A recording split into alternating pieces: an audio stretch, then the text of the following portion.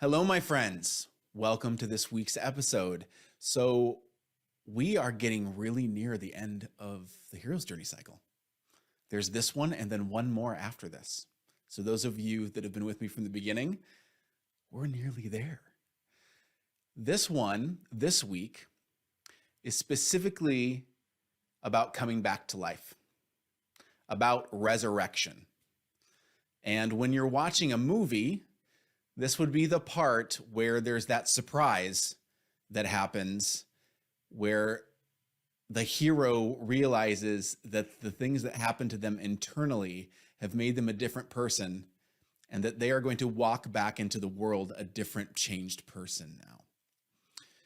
And this is, in actuality, a lot of times in movies, the actual climax. It's not the battle with the dragon. That's not the climax. The climax is when the hero realizes there's a new version of themselves and that they are a changed person. And so when you're talking about this in your professional or your personal life, there are some different things that are going to come into play here. So for instance, have you ever had something happen to you in your life where you will look at life after that event just a little bit differently now? It's like if you were looking at life straight on, after that thing happened to you, you look at it just from a couple of degrees even. Everything that you view from then on is just a little bit different. Your filter is a little bit different because of the experiences you've had to go through in order to become that new person. So, for instance, once I became a father, that was a big event in my life. Once people become a parent, a lot of times there is a big change that happens to them in their life. They view everything, their priorities shift. Everything that they kind of measure their life with can have a large sea change. The way that they prioritize their time, they prioritize the people they hang out with, the people they do hang out with might be different now. There's a lot of different things that happen there. If you've ever been a parent and you used to go out a lot with friends and there were a lot of like hanging out and activities, and then if you become the first person or the first couple of people in your friend group to have kids, you know that all of a sudden like things are different now. Like you don't interact with maybe those people the exact same way that you did before. And as life moves on, like they might go through that as well, or different things happen and it readjusts, but you have changed and the way you are filtering information has changed. This also happened to me when I became a business owner. So there were several years there in my past where I had you would have called it a side hustle, but I was growing my business, the thing I wanted to be doing all the time as an entrepreneur. And then there was my 9-to-5 job or contracting I would do mostly with technology companies and consulting in order to bring in a regular paycheck. And I remember when I made the decision to become a different person, go on a hero's journey of my own, to only do the things that lit me up, to only do coaching, to only grow our marketing firm as well, that there was a point that came where I stopped doing anything else that was safe and kind of I was tethered to that other work that I might have done. And that was scary at first. But once I did that and I became that different person, it was like, I can't believe that I was ever worried about this, that I was ever not this person. This is who I wanted to become. And it started to seem natural. But I started, when that first happened, I had some fears and trepidation and hopes as well. I hoped that this feeling would stay. But I was fearful that something would happen and I would have to go back to the way things were, where I was having to keep a foot in both worlds. And I was never really a whole person doing what I really wanted to be doing. If you're a business owner and entrepreneur, you probably know exactly what I'm talking about. We all go through this transition. And if you are hoping to go on that journey, it will probably happen to you in some way as well. But there will be this resurrection point for you, this coming back to life where you realize you've gone through the hero's journey most of the way and you are that different person now. The person that you hoped you could possibly become, that you were hoping that you could step into, like, oh my gosh, that's your reality now. And that is going to be your reality moving forward. And you might have that hope that this version of you will stay, but you also on the flip side of the coin might be fearful that something's going to happen and you're going to have to go back to the way that it was, or that you're going to mess up and you're going to backslide. And that is so, so normal. You are absolutely normal to be feeling that way. But once this happens, I want you to be able, when these feelings come up, I want to give you an exercise that's been really helpful to me and to some other people that we've worked with to help you with this. And I did not invent this. This was by a very smart man named James Clear. And he specifically came up with a book that's fantastic. And if you haven't already read it, I highly recommend you pick it up. It will help so many different areas in your life, but it's called Atomic Habits, again, by James Clear.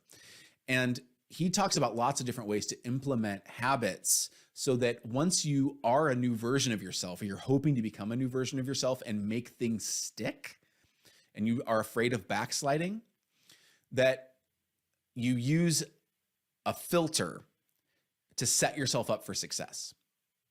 So what I want to give you is a framework to be able to go, okay, I know I'm a different person now.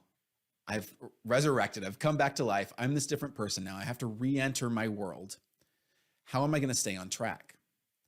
And so these are some ways that you can make staying on track part of your routine and make it joyful for you so that you want to do these things, which again, reinforce this new person that you've become and the results that you want to continue to get now that you're this new person. So there's 4 parts of it, and I'm going to give you a couple of examples of exactly how to use it in a couple of different ways that I've seen people use it. One in my own life and one in someone's life that I love a lot, my wife. So one is you need to make it obvious. Make it super obvious on how to make this part of your routine. Then you want to make it attractive. That's number 2, so that you want to do this thing. What's something you can do to tweak it so that instead of having to, feeling dread, you might still feel dread, which is totally normal, to go and do a thing. What is something you could do right before it that actually is kind of fun so that you look forward to doing the thing? Then number 3, how can you make it easy? Make it as easy for you as you possibly can. Sometimes when you have to do a task, it's going to be hard, but how could you break it down into components that make it as easy as it possibly can be? And then number 4, make it satisfying. How can you make the payoff right afterwards immediately satisfying for you? So here's a couple of examples. I love bodybuilding. This is something that I've gotten into, brings me a lot of joy, helps me get rid of stress, helps me feel like it's immediate and I get an immediate pump from it. And it helps my mental attitude, endorphins, all the things. Love it. But being a dad, being a business owner, all these things, I have all these stories about how it's hard to make the time to do it. So I decided that it needed to happen early in the morning. So I made it obvious to myself that in order to get up at 5 a.m., which is when I wanted it to happen and still be able to do the morning routine with my kids and cook breakfast and get them out the door and everything, I need to get up at 5 a.m. So immediately my brain started coming up with stories about why this was going to be hard. So I made it obvious by going to bed earlier so that 5 a.m. did not seem nearly as hard to get up. If I went to bed at 11 or midnight, 5 a.m. getting up, my brain would come up with all kinds of rationalizations to roll over and go back to sleep or hit the snooze button 5 times. But if I went to bed before 10, I noticed through experimentation that 5 a.m. really wasn't that hard. My body kind of wanted to wake up then anyway. So that was number 1. That was how I made it really, really obvious to me by going to bed earlier. So 5 a.m. did not seem as hard. Now, number 2, I made it attractive immediately. So when that alarm went off, I didn't think, oh, you know what? I have to get up and now I have to go lift some heavy things. I made it so that the first thing that I got to do was a reward.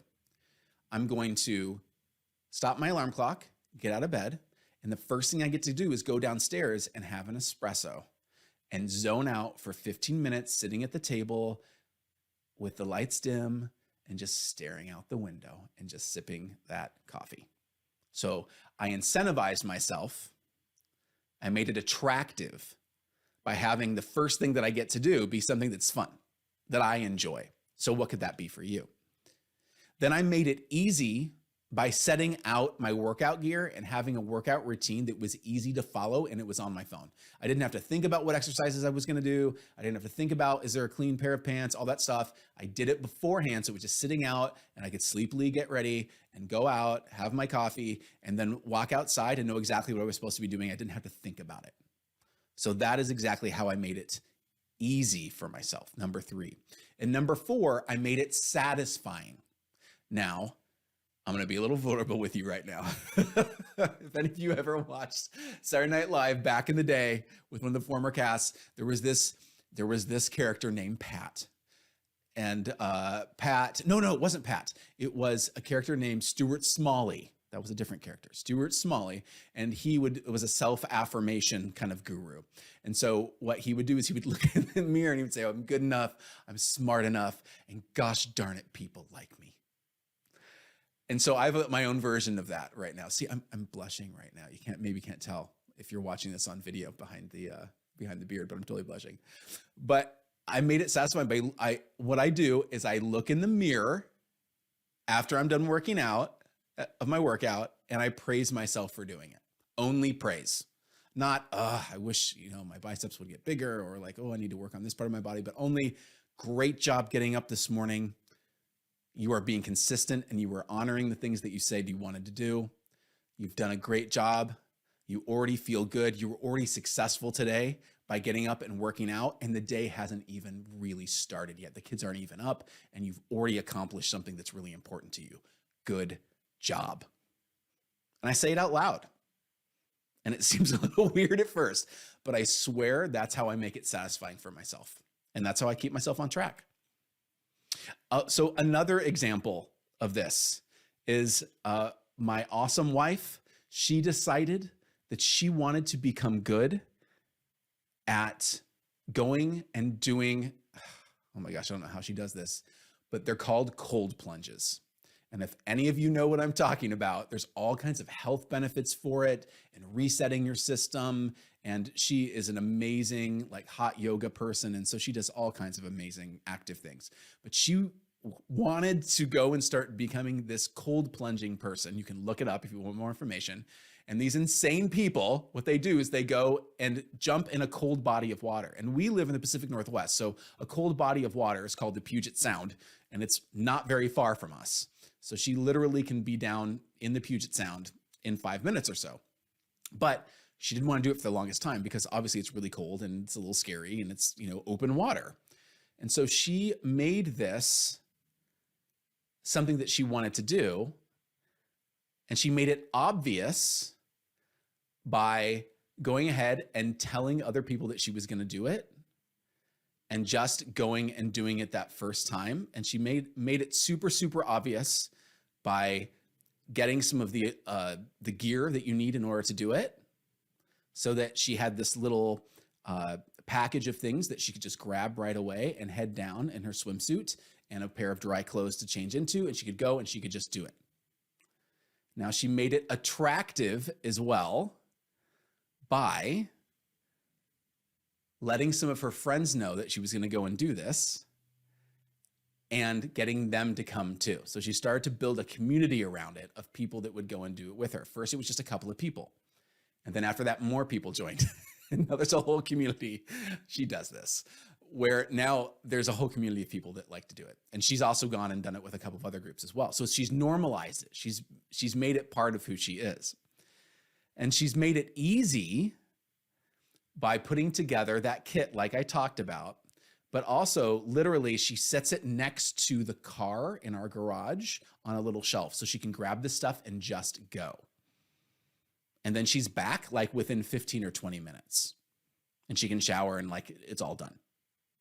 And she makes it satisfying by posting a lot of times to Instagram and showing people like this is something that they can do and that you can do it as well. And it again reinforces the community and other people want to do it as well. And it's like a perpetual cycle of this amazing habit of a new thing she wanted to do and now is a thing that other people do with her. And it's part of who she is.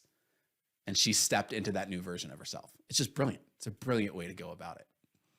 So these are just two examples of how you can make part of your routine reinforce this resurrected, this coming back to life, new version of yourself from the inside out, where it becomes routine. So using that Atomic Habits framework by James Clear be super helpful. Make it obvious, make it attractive, make it easy, make it satisfying. All right, my friends, that's all I have for you for today. We only have one more part of this series next week. And then you will have gone through the hero cycle from beginning to end. And I can't wait to hear about some of the results you've gotten. Talk to you next week.